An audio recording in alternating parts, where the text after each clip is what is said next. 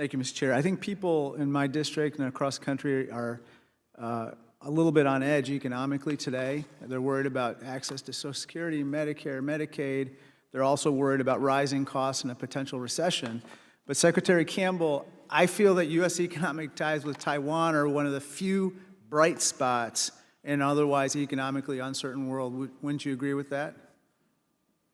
Very much so. And I would just underscore, as you yourself mentioned, what Taiwan provides to us technologically is unique globally. They are the most important ingredient in the global economy with respect to TSMC. But unlike other countries that would hoard those capabilities, as you well understand, they are building fabs now as we speak in the United States to help with that supply. They are really an outstanding partner. I think they believe fundamentally in the partnership with the United States. I completely agree that their role in the global economy should not be underestimated. Let me show this graph. It shows the remarkable increase in Taiwan's investment in America in recent years, which, as I mentioned before, spiked to $14 billion last year. But this is just the beginning. Apparently, the numbers are going to skyrocket, mostly helping my colleague Greg Stanton in Arizona. But basically, they just announced $100 billion in further investments, TSMC did, in the U.S., which will allow us to produce 30% of the world's most advanced semiconductors shortly. Let me turn to my next topic.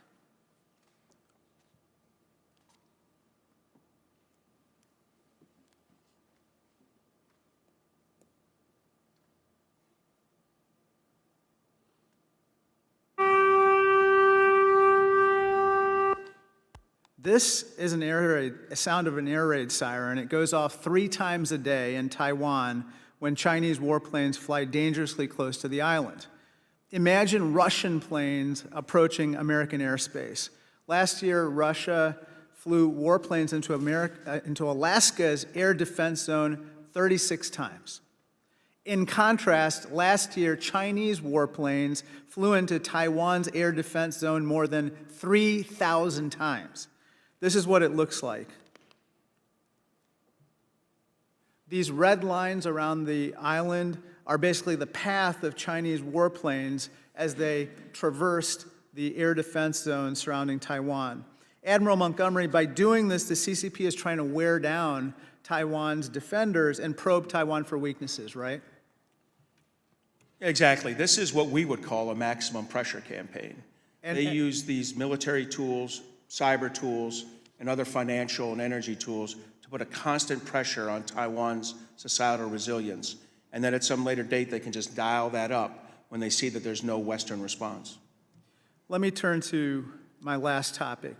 While these air crossings happen almost daily, making invasion seem possible, a more likely scenario is a CCP-led blockade of the island. And here's how it could unfold. Step 1, the PLA calls snap exercises like those after Speaker Pelosi's 2022 visit. You see all these ships surrounding the island.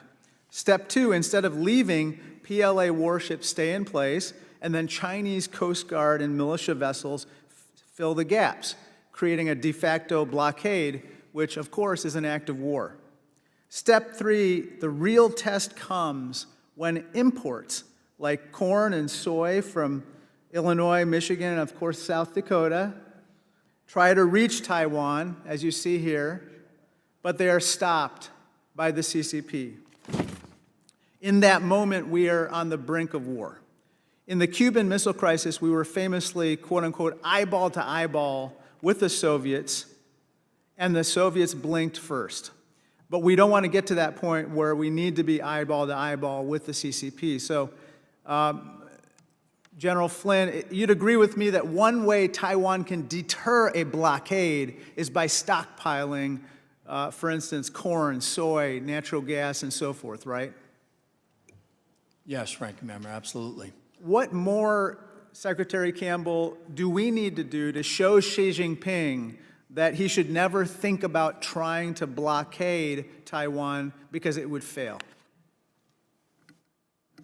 Thanks. It's a multi-pronged strategy, frankly, Congressman.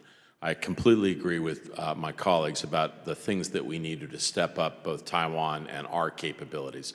I will say that deterrence comes with a recognition that if such steps were taken, that China would face the most brutal financial steps taken against it, not just by the United States, but by other countries as well. We also need more stepped-up military capabilities.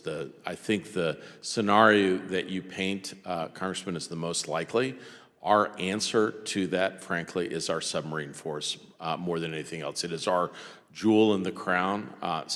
What you all have done recommending that more steps be taken here. I'm a huge supporter of AUKUS. I believe if the United States, Australia, and Great Britain can step up our joint capabilities, that is a major deterrent. We need to keep that area of advantage where we are still 10, 15, 20 years ahead of Beijing and in operating in the undersea domain. As long as we have that, it would be very difficult to effect a successful blockade against Taiwan with those capabilities. That's the area that we need to double down on. Sir, if I could add one cost-free idea, we need to begin practicing escorts and reflaggings with Taiwan. The other, you didn't mention it, but LNG, liquid natural gas, is the real, I think that's the first thing that's gonna tighten them up during this. And we need to, ahead of the event, do reflagging and convoy escorts with the Taiwan Navy, practicing with LNGs, and even try to pull the Japanese into that as well, who are equally vulnerable to this. To me, that's a good cost-free way of signaling to China, we're not gonna let this happen. I would add that the picture you paint also is why it's so important for training on the ground in Taiwan for them to be able to see that picture and then be able to paint what they can do by way of countermeasures. This is not just a U.S. problem. This has to be a Taiwan problem, a Japanese problem, a Philippine problem. It's got to be the entire First Island chain to include South Korea. And there are angles and things that we can do from areas to counter what you were just outlining there with the air and the maritime pressure from Taiwan, and that's why that training on island and the technology integration with those forces is so important. And again, I'll just remind people that at the end, the objective is to invade it, and that's the most dangerous scenario. So you can't get that force across 100 miles without us seeing it. And my point would be that we have to have the indications and warnings of what's actually happening in China with the invasion force. So we watch a lot of the air and we watch a lot of the sea, and I agree with the submarine force of the United States there's nothing close to it.